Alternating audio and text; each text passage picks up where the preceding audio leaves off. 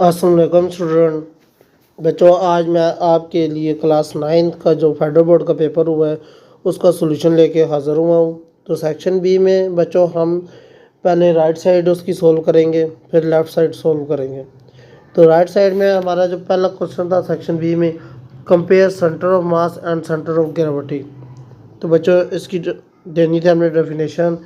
तो centre of mass क्या होता है? The single point representing the average position of a mass in a body depend only mass distribution.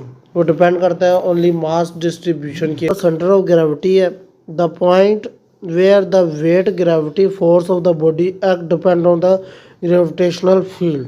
कहते हैं point है जो वेट है ग्रेविटी फोर्स का, वो एक्ट करता है ग्रेविटेशनल फील्ड के ऊपर। इसका बच्चों नोट भी मैंने आपको दे दिया है। In uniform gravity field C M equal to C G in non uniform G में भी डिफर। जो नॉन यूनिफॉर्म जी है वो दूसरे से डिफरेंट होती है। क्वेश्चन नंबर 2 था बच्चों, ये न्यूमेरिकल उसने दिया था हमें। अ train travel 13 kilometre in 7 minute 30 second. What is its speed convert two kilometre पर हावर। इसको चेंज करना है बच्चों हमने किलोमीटर पर हावर में। टाइम है हमारे पास 7 मिनट 30 सेकंड। तो ये 7.5 मिनट है, इसको हमने घंटों में चेंज किया है। 7.5 को डिवाइडेड बाई 60 किया है तो 0.125 हावर आए हैं। आगे बच्चों स्पीड है, स्पीड का फार्मूला आपको पता है, s equal to v t, v equal to s by t. अब बच्चों एस आपका 30 किलोमीटर उसने हमें दिया है, ठीक है, और टाइम हमारे पास 0.125 आ गया। इसको डिवाइड किया तो 240 किलोमीटर पर हावर हमारे पास आ गया। आगे क्वेश्चन नंबर 3 था हमारे पास, compare magnetic and non magnetic material. Magnetic and non magnetic material का हमने इसकी डेफिनेशन देनी थी। मैग्नेटिक मटेरियल क्या होता है? अट्रैक्ट बाय मैग्नेट और can be magnetise iron nickel cobalt show ferromagnetism domains retain magnetisation some time. वो कहता है ये अटैच होता है मैग्नेट के साथ और मैग्नेटाइज होता है, जिसमें निकल आयरन कोबाल्ट आता है। Show ferromagnetism domain retain magnetisation some time. Non magnetic material जो होता है वो उसकी definition not attach by magnet and can not be magnetize. जो मैग्नेट साथ अटैच नहीं होता ना वो मैग्नेटाइज होता है। Wood glass copper. की difference response to magnetic field and ability to form magnetic domain. Question number 4 था आपके पास, an object weight 200 newton on the earth and 50 Newton on unknown planet. Find gravitational field on the strength on that planet on the अर्थ। वो कहता है कि अर्थ के ऊपर 200 Newton force weight उसका होता है और दूसरे प्लैनेट के ऊपर 15 होता है। तो ग्रेविटेशनल फील्ड उसकी क्या होगी, तो उसका मास क्या होगा? तो बच्चों ग्रेविटेशनल फील्ड मालूम करने के लिए हमें पहले इसका मास मालूम करना पड़ेगा। तो बच्चों हमने इसके फार्मूला लगाया अर्थ के ऊपर, W equal to M G, M equal to W बटा जी। डब्ल्यू आपका 200 है, जी आपका 9.8 है, तो हमारे पास आ गया 20.408 के जी। अब प्लैनेट के ऊपर तो हमने ये फार्मूला लगाया, जी हमने मालूम करना था, जी इक्वल टू डब्ल्यू बटा एम। डब्ल्यू हमारा 50 है और एम हमारा 20.408 है। इसको डिवाइड किया है तो 2.45 मीटर पर सेकंड स्क्वायर आ गया। आगे बच्चों क्वेश्चन नंबर 5 है हमारे पास, analyst any 3 application of Hooke law.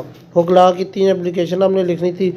Hooke law की बच्चों पहली एप्लीकेशन थी हमारे पास स्प्रिंग बैलेंस, जिसमें वेट स्केल करते हैं हम। दूसरा व्हीकल सस्पेंशन स्प्रिंग और तीसरा mechanical clock and watch divided by force winner sensor. आगे बच्चों क्वेश्चन नंबर 6 है, हो pressure of a liquid various with depth drive the formula. हमने बच्चों इसका फार्मूला जो है वो ड्राइव करना है डेप्थ में। तो pressure increase with the depth, जब आपका प्रेशर इंक्रीज होता है डेप्थ के साथ, because weight of the liquid above increase, जो वेट होता है वो भी इंक्रीज होता है। डेरिवेशन इसकी है, consider column of the liquid area height density weight pressure due to column. Total pressure at the depth जो होती है वो सरफेस के ऊपर होती है। आगे बच्चों क्वेश्चन नंबर 7 है हमारे पास, हो और hydraulic lift capable to lifting heavy load. तो इसमें डायग्राम उसके साथ लिख दिया कि वो रिक्वायर्ड नहीं है। तो पास्कल लॉ हमने बच्चों इसके अंदर लिखना है, pressure apply on the enclose fluid is transmitted equally. Pressure जो है वो अप्लाई होता है इनक्लोज फील्ड के ऊपर if small piston area has a force pressure, जो स्मॉल पिस्टन होता है वो फोर्स प्रेशर से स्मॉल होता है, और this pressure can act on large piston area given because a small produce large to lift heavy. तो उसका प्रेशर जो है वो लार्ज पिस्टन जो एरिया होता है उसमें पुट होता है और स्मॉल प्रोड्यूस करता है उसको लार्ज लिफ्ट के ऊपर।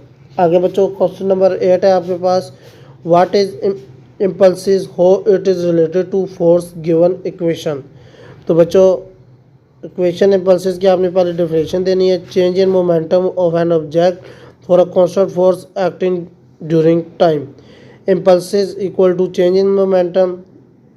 तो इसमें इम्पल्सिस का जो फार्मूला होता है वो आपने इसमें फार्मूला भी दे देना है, वो मुझसे गलती से मिस हो गया।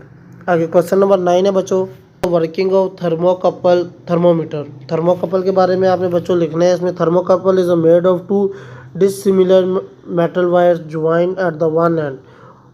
दो डिसिमिलर मेटल जो होते हैं उनको आपस में ज्वाइन करते हैं। Temperature difference between the junction, उनमें टेम्परेचर डिफरेंस जो होता है वो जंक्शन में होता है। And reference and produce EMF. तो रेफरेंस जो प्रोड्यूस होता है ईएमएफ में प्रोपोर्शनल टू टेम्परेचर, वो प्रोपोर्शनल होता है टेम्परेचर के। The EMF is measured and converted to temperature, advantage a wide range and fast response. बच्चों can direction of a velocity and acceleration be opposite direction? Explain before. Acceleration और velocity जो है वो आपस में opposite direction में हो सकती है, इसको explain करें।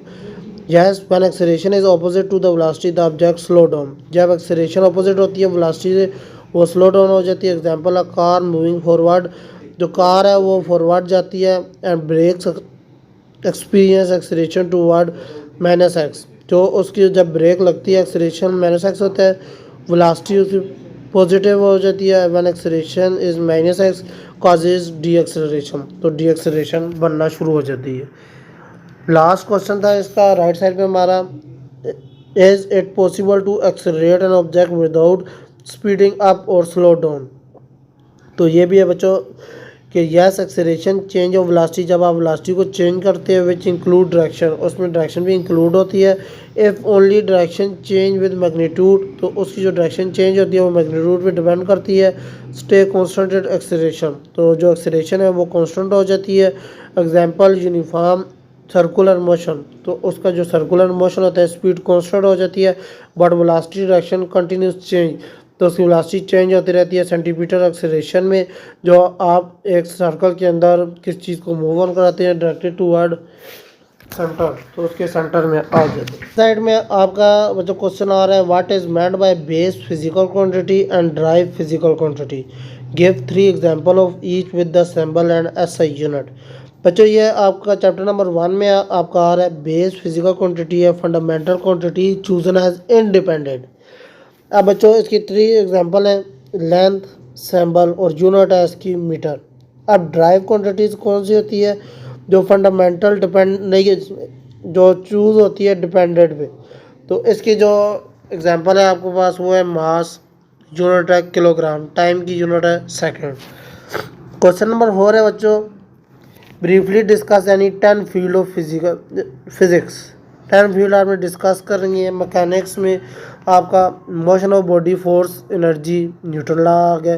थर्मोडायनामिक्स में आपकी बच्चों आ रहा है heat, temperature, law of energy transfer, ये आपको चैप्टर नंबर 9 से मिल जाएगा। मैंने इसकी सिर्फ एग्जांपल्स लिख दी है, बाकी आपको इसकी डेफिनेशन जो है वो उधर से मिल जाएगी। चैप्टर नंबर 9 का में ये आपका आ रहा है क्वेश्चन। इलेक्ट्रोमैग्नेटिज्म, जिसमें आपकी एग्जांपल आ रही है electric and magnetic field, circuit wave. Optics में बिहेवियर ऑफ लाइट आ रहा है, reflection, rare fraction, lens. Acoustics में sound generation, proportion, hearing. Quantum mechanics में behaviour of particle at atomic scales. Relativity, motion of speed near light, gravity, space time curvature. Nuclear physics में आपका structure and reaction of atomic nuclei. उसके बाद condense matter physics में आपकी properties आ रही है solid, liquid and crystal. Astrophysics में आपका आ रहा है star, Galaxy, universe, structure and evolutions. आगे बच्चों क्वेश्चन नंबर 5 इसमें हाइड्रोलिक लिफ्ट में आपका जो एरिया आ रहा है A1 0.001 मीटर स्क्वायर, एरिया 2 जो आ रहा है वो 0.09 मीटर स्क्वायर आ रहा है। इसका मास है जो वो 1600 kg आ रहा है। अब बच्चों आपने इसमें फोर्स निकालनी है। ये बच्चों आपका क्वेश्चन आप पेपर में देख सकते हैं। ये क्वेश्चन कुछ हाफ हो गया तो उधर से आप क्वेश्चन देख लें। आगे बच्चों हमने सबसे पहले इसका वेट निकाला है। बच्चों वेट इसका लार्ज पिस्टन का F2 equal to mg, m आपका 1600 मल्टीप्लाई 9.8, ये आ गया 15680 न्यूटन। प्रेशर इसका आपने निकालना है P इक्वल टू F1 बटा A1 इक्वल टू F2 बटा A2। F1 आपने निकालना है तो फार्मूला बन जाएगा F2 A1 बटा A2। F1 equal to F2 आपके पास है 15680, A1 है 0.001 डिवाइडेड बाई 0.09। इसको डिवाइड करके मल्टीप्लाई किया तो हमारे पास इसका आंसर आ गया 174.2 newton. Explain any two state of matter given complete information about their particle structure with diagram. Solid आ रहा है बच्चों आपका, पार्टिकल अरेंजमेंट उसमें आ रहा है, closely pack, regular pattern, inter particle forces आ रही है, very strong particles vibrates about fix position.